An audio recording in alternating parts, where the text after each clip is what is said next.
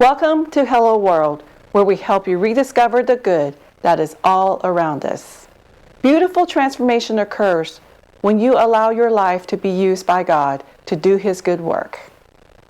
Our podcast guest, Alangraham, a visionary CEO and founder of Mobile Loaves and Fishes. He embodies the spiritual commitment by tirelessly serving the homeless community in Austin, Texas.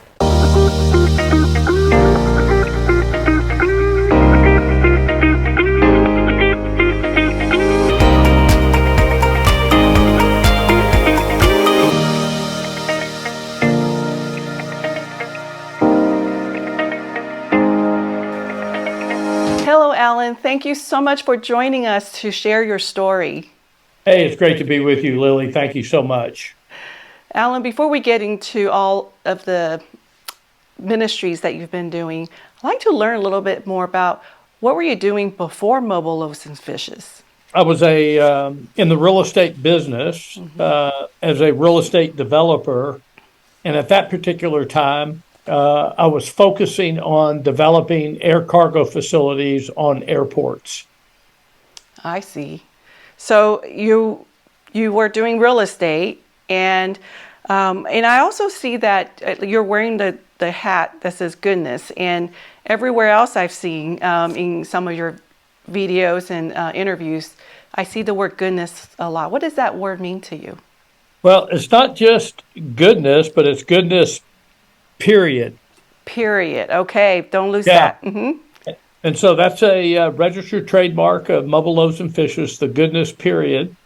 And it was really an effort by a brilliant mind many years ago in the advertising business to sum up what we do in one word that actually speaks across every tradition that could possibly exist in the world.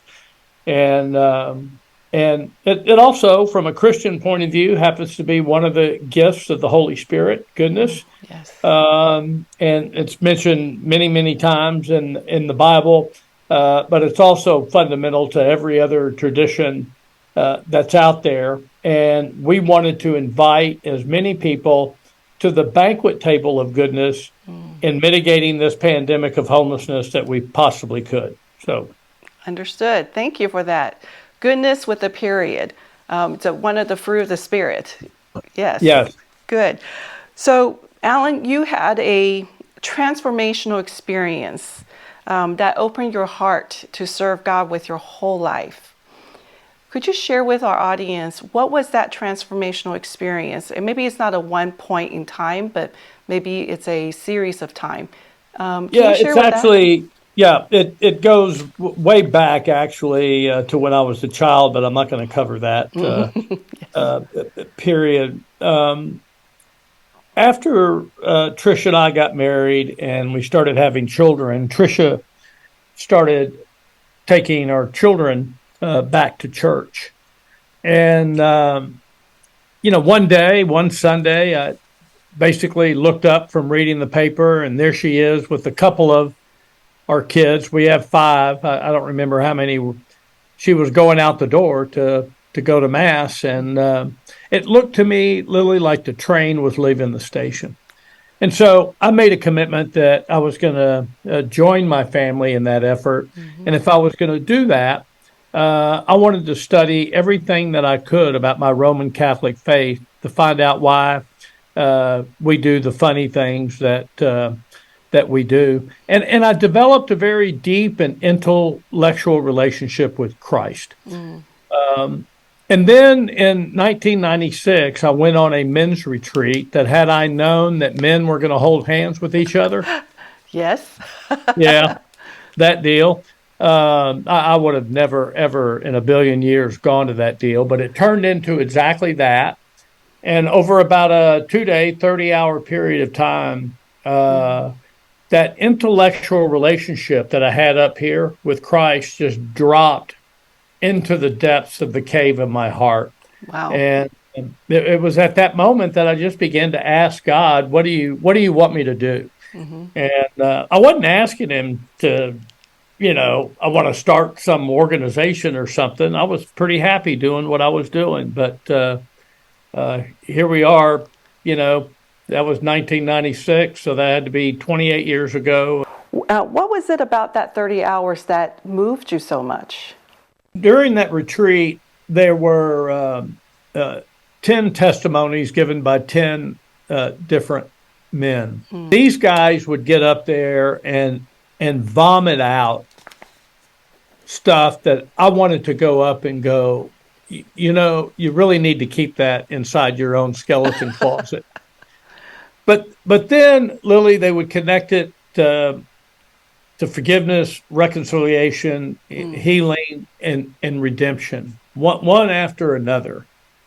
And I was moved deeply by the vulnerability of these men, primarily because I believe that we men, for the most part, can be extraordinarily superficial in our relationships with each other, not very intimate with each other. Yes. Intimacy and vulnerability are not necessarily, would not be construed culturally as a masculine trait. So we would stay away from those things. But here I am in the middle of all this. It just blew me away. And it opened the door for my ability to be vulnerable and intimate with other men. Those are 30 great hours spent. Yes. I think totally. all men should probably go to one of those retreats. Yeah, well, I agree totally, and the ones that do come home transformed. That's right. So you had that conversation with God after the 30 hours. What was that conversation like? What did you ask him specifically, and what did you hear from him? God just doesn't kind of drop down and start talking to us and go, "Hey, Alan, I want you to go and do this thing or that thing."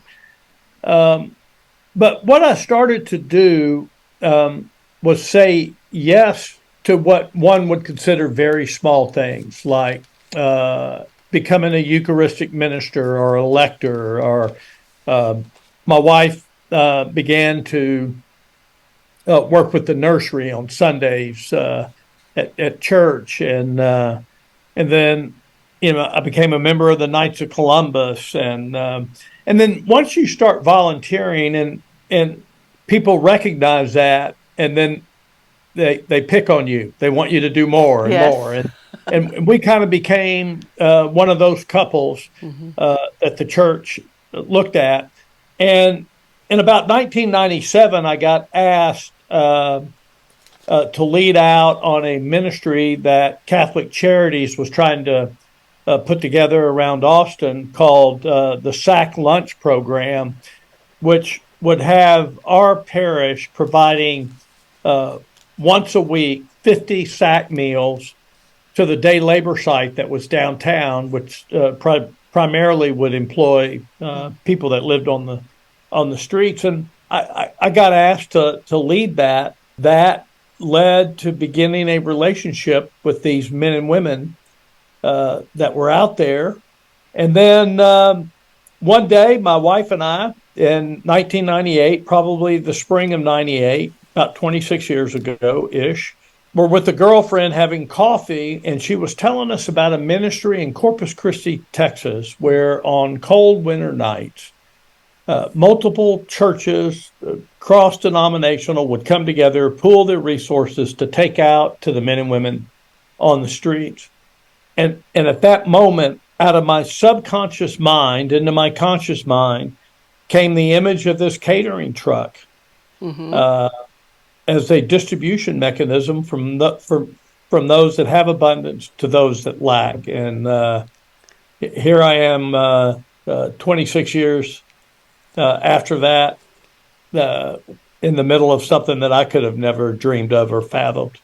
And that's how the mobile Loaves and Fishes started. Right, just like that. First is to deliver food and, I believe, clothing and like blankets. Yeah, blankets and hygiene products, and yeah. How many trucks do you have now? I believe that there's 13 in Austin, and then we've planted and are the godparents basically of about 13 more around the country. Oh, wow. People are able to use your process and replicate it elsewhere. That's correct. And how many meals has been served thus far? Well, in Austin alone, just about 7 million. Wow. And I'm not sure because we don't keep track of the national numbers, but probably double that. Wow, that's a lot of meals. Yeah. When you went from one truck or one food truck to now 7 million meals later, was there a big hurdle to get this started, or once the ideas came, it just start to flow? I can't think of any hurdles, Lily. When we bought that truck and in May of 1999 at all the masses at our church, about 250 people signed up to volunteer. It Oh, just wow. blew right away. It was pretty amazing. Wow. And it's been that way for every truck that we've ever planted in every community. It just pretty much took off. Prior to that, did you have experience working with the homeless population? Not at all. Didn't have a clue who they were. Didn't understand them at all. But fortunately, when we were putting this deal together, God put into our lives a friend of mine, now deceased, Houston Flake, that who had spent most of his life homeless. Born the same year I was, 1955. And he became our eyes and ears to the street, and pretty quickly educated us on the reality of this beautiful population. Well, I've heard you say that housing alone doesn't solve homelessness. A community will. Can you expand on that? And I also heard you mention something about what is home versus homeless. Yeah, so our fundamental foundational belief at Mobile Loaves and Fishes is that the single greatest cause to homelessness is the profound catastrophic loss of family. But for an extremely small percentage of our population, less than 1% of 1% of our total population, where the family unit is completely broken and the forge family that usually comes in to rescue doesn't exist as well. It's a recognition that what you and I need, first and foremost, is a human to human, heart to heart connection. And so this pandemic of homelessness is, in fact, extraordinarily relational. And so the phrase, housing alone will never solve homelessness, but community will, is saying that we have to stop this transactional movement of thinking that we can just stuff people inside an apartment complex somewhere and that's better for them. That may not be better for them. And oftentimes, especially in the chronically homeless population, it is not better at all. And this is the first time that I've heard more focus on the relational side for as part of the solution than the housing and the food. So you came to that conclusion through all your interactions with the homeless. That's correct. Yeah. So they taught us. They taught us that. And when you think about, if you want to understand what homelessness, you have to understand what home is. And we believe that there's 8 characteristics to home. Home is a place of permanence. So when you're permanently settled, that's where you can build relationships. Home is a dwelling place. Home is a place of embodied inhabitation. You can look around my office and you can see the embodiment of who I am. As Alan Graham, you come to my home and you see the embodiment of Alan and Tricia Graham. Home is a place of safety and refuge. Hard to be safe under the bridge. Home is a place of hospitality. It's where we love to invite people in, break bread with each other. Home is a place of stories and memories. It's often said that the mortar that holds the bricks of even the most impoverished home together are the stories and memories that flow from Yes. that home. Home is a place of orientation. I can tell you that I've been in some pretty cool places around the world, Mm-hmm. but my compass is always oriented to Austin, Texas Community First Village. And then, last and not least, home is a place of affiliation and belonging. And Lily, it turns out that you and I just kind of like to be around people kind of like us. Yes. There's nothing wrong with that. No. It doesn't mean we don't have friendships with different people from different political or religious or Mm-hmm. economic or cultural perspectives. But I will tell you that when you look at your core group of people, they're going to act and behave a whole lot like you. That's how we are. Those are deep, profound insight to not just what homeless is, but also what home is. So based on that, you have developed a housing concept that is quite amazing, that provides what permanent housing for the chronically homeless. Share with us that community first village. The name says it all, but there's so much more. If you could tell us about this village. Well, currently it's a 51-acre master planned community composed of what we call park model homes. They're Mm-hmm. about 400 square feet in size, and then a product that we call a micro home, which are about 200 square feet or less in size.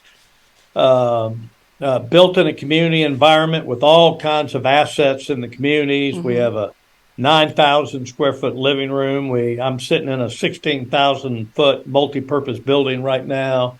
We have a clinic and a market right outside my window here. We have a maintenance operation shop. We have an entrepreneur hub where fine art, jewelry, and ceramics can be made. We have a farming operation. We have an outdoor movie theater. The movie screen's 44 foot. Uh, Nice. yeah. Um, and we're under construction, and we have about 535 homes here, and we're under construction on another 127 acres that will add about 13 to 1,400 more homes, plus all the infrastructure to that. That sounds very comprehensive and holistic. Yes, and I live here, so And hey, and it's interesting that you introduce yourself as a real estate developer. This is a real estate engage. What do you call it? Real estate project of a lifetime. yeah, no, it's somehow God continued to bless me with doing more real estate deals. I saw that the residents are referred to as neighbors. That is Correct. so endearing. Our model is a very relational model, not a transactional model. So when we use the word client or tenant or resident, that's profoundly different than being a neighbor. And so that's a culture that's continues to grow within the village. Is that we're all here together. We're all neighbors. And there's that piece of ownership when you're a neighbor in this community. So Yes. everyone pitch in, right? Everyone pitches But in. yeah, but pretty much to their capabilities. I mean, it's just like your family. We got our dysfunctional parts. Of course, Yeah. of course. So yeah. But if you walk around our property, that's beautifully manicured, little to no trash Hmm. around. You see people, when they do see trash, picking it up. They see me doing it. If I see a cigarette butt on the ground, I pick it up and I throw it Yes. away. People see that. And you model neighborly behavior. Yeah, yeah. So how does one qualify to stay there? Well, you have to be chronically homeless. And so that's an unaccompanied male or female Okay. with a disability, having lived on the streets of Austin for at least a year are episodically homeless, adding up to a year over a 4-year period of time. Now, the average number of years on the street for our neighbors here is 9 years. Wow. So this is a major change for them to have stability and one place to go. Yeah, very major change. Wow. And how long do they usually stay there? I'd have to really go back and look at the numbers. Nobody is really graduating, so to speak, and moving somewhere else. We have, on average, about a 15% turnover every year. 40% of that's due to death. A small percentage of that would be somebody moved into a different housing model or reconnected with family. Several of those have been evicted for a variety of reasons. Sure. So, Alan, this is not really a short-term solution. It is permanent housing. It's not transient, like you're here until for as long as you need and you move on to something better. This is permanent housing. That's correct. And even after you pass away, Lily, we will cremate you if that's your desire and put you in one of our columbariums and etch your name in granite so we can tell lies about you for the rest of our lives. So, because sometimes this is their only community and family that they have. Yeah, and post this life, most indigent people get buried in the pauper cemetery where the despised and outcast go to be lost and forgotten. And we're telling them, no, we're not going to forget you. Oh, that's so touching. So how well do the community, the neighbors live together? There's about 450 people that live here. And I like to describe it as it's like your family. There's disagreement in your family. There's conflict between you and your siblings. There's political conflict. There could be religious conflict. There could be all kinds of, you have a brother that's a crack addict that's been stealing from your parents. And all of these things exist here. And we manage it the way that any family would manage it. We do our best to hold people accountable. If your behavior is so disruptive, it may be that you can't be here because it disrupts. But there's a tremendous amount of grace and mercy, like there probably is in your family. And patience and understanding, and So how is this community supported? Do they pay rent, right? Do they all have to pay rent? Yeah, everybody pays rent, and that supports about 15 to 20% of our operations, and the balance of it we must raise philanthropically. Sure. Are there, to your point of managing and supporting, should there be any disagreements or disturbances? Is there like a HOA or there's employees on site, property managers? What's this setup like? Well, we have 110 full-time employees on this property right now and growing. So we have property management, neighbor care, and then we have a number of partners that are on site that add about 25 or 30 additional employees from behavioral health, physical health, addiction recovery, elder care, restorative justice. So when people get into little battles with each other, we can, approach resolution in a different way than the criminal justice system. And all that is on site, available to them. Everything's here. Yeah. Wow. I read about missionals. You have missionals there. What's their role? How does that work? They live there, or they just come in and spend a day? Yeah, there's about 55 people that live here that have never been homeless in their lives. They've chosen to, for the most part, sell homes and then come in and move into the village and be an intentional neighbor. It's really that simple. Takes about a year to discern into that role. They're one of the secret sauces to the work that we do.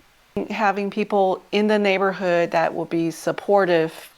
Yeah, yeah, and modeling good behavior, and then also, their eyes and ears for the whole neighborhood that helps keep people accountable. This is a faith-based endeavor, but I also heard you say, preach the gospel often, only when necessary, use words.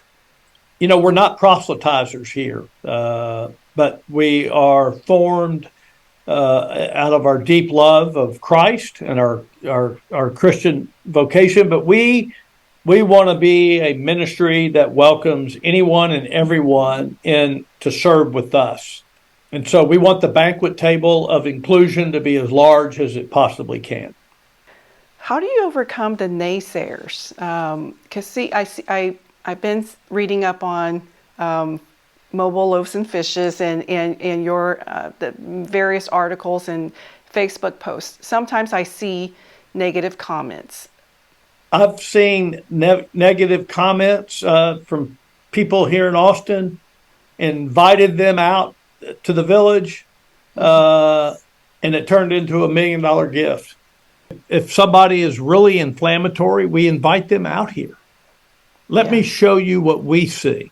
It's 100% conversion rate. That's a great way to address it. And it sounds like it's very fruitful that way. Yeah. Look, we just had an article in the New York Times, and I didn't read any of the comments, but the people that did said 80% of the comments were awesome. 20% of them were, on the other side of awesome, and that's the world we live in. It is. Yeah. Actually, you have a really good ratio, because the whole reason why we have Hello Worlds is there's just so many negatives, and that we have to take the time to highlight the positives. Yeah. No, absolutely.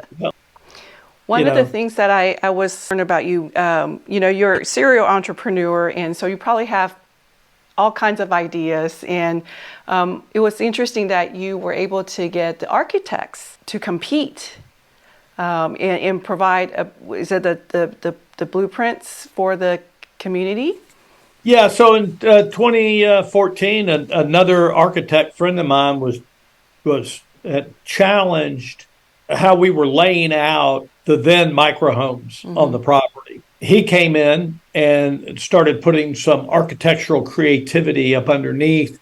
Then they got an idea to go to the American Institute of Architects Austin chapter, and that's where this national competition called Tiny Victories unfolded. So your fundraising sources, you mentioned, the rent is probably more of a commitment type of a use versus really providing you a whole lot of income to support this village. So what is truly sustaining this big operation? Well, philanthropy has been a key component of that, but as we continue to scale the operation, it becomes more difficult. We're looking at all kinds of different opportunities. The Department of Housing and Urban Development last year approved a waiver allowing our microhomes, which have no plumbing, no kitchens, no bathrooms in them, to be classified as an SRO, a single room occupancy, and eligible for a housing voucher. And so now we're in the very, very beginning stages of implementing that, and the fruit of that will be seen over the next couple of years, and that will add to our sustainability, to that. But in a lot of ways, we rely on the abundance of God to provide the resources that we need. So, federal, corporate, individual donations are all very important. Well, individual donations are really at the top of the list. And government resources through a variety of different mechanisms. Most of our partners on site, like mental health care, physical health care, elder care, etc., have a significant portion of their operational funding coming from government sources. Okay. So having the support services provided for, but there's still a whole lot of housing and operations to keep it going. That Yeah, requires that's right. the resources and the donations of people Yeah, like us. yeah, that's correct. Gotcha. So now you've been at this. It's been over 25 years since you were at the men's retreat, and a Yeah, whole lot has happened. yes. What would be some key lessons learned, you're not done learning, that you would like to share with our audience who might be listening to a call from God or wanting to do something for the community? Probably my most disappointing aha moment was the viciousness of the NIMBY deal, not in my backyard. Mm, And how strong and volatile that situation is. The other thing that I would probably say that's out there that 99.9% of the people don't understand is really the extreme complexity of this issue.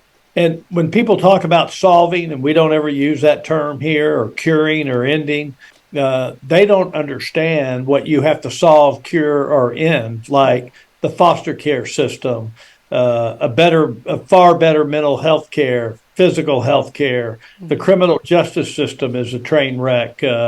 Living wages, affordable housing. I mean, there's just a number of different issues out there that are feeding into being the driver of this very, very complex issue. it's not easy. It's not as simple as putting a roof over the head. There's so many other root causes. This is what you're saying. Bring a paranoid schizophrenic into your neighborhood that also enjoys smoking methamphetamine. You mix that cocktail with somebody next door that's smoking crack and drinking alcohol. People just don't, that's bipolar or something. They just don't understand. What would you say to someone who is, after hearing this episode, would like to help, whether it's directly with your organization or their local? We would love more than anything is for people to come to Austin, Texas and come and see what it is that we're doing. So if you're an organization that is interested in replicating, we have a replication symposium that we do 3 times a year, and they can fly down and spend 2.5 days with us, or they can come down and Austin, Texas happens to be one of those cities that people want to travel to and visit. So come down and spend some time, eat some barbecue, listen to live music, and come check out the Community First Village. There's also a myriad of organizations right in your town that are loving on the same neighbors that we're loving on here in Austin, Texas, and you could easily go get involved. Frankly, just get out on the streets and meet these brothers and sisters and meet some of the most gifted people that you'll ever meet. I have one of the most successful country music songwriters in the history of country music living in this village that was homeless. And, and we have artists that, mind-blowing stuff comes out of their brains onto a canvas. You're providing them space to exhibit their talents. Yep, sure do. With their entrepreneur center, were there new business that come out of it, or is it pretty new, or?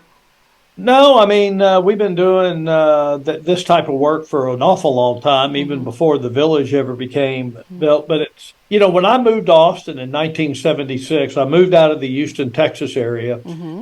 There were no panhandlers on our street corners. And where are you, Lily? We're in Houston, Sugar Land, Texas. Yeah.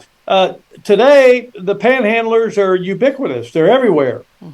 And but there used to be men and women selling newspapers and flowers and bottles of waters and cow skulls, cow skins, and velvet Elvis art. Yes.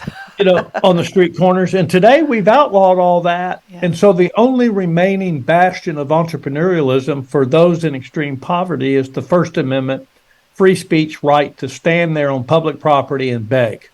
And you can't go to another country in the world, whether it's a poor country or a third world country, a second world country, or a first world country where there are entrepreneurs everywhere selling stuff all the time, but not here.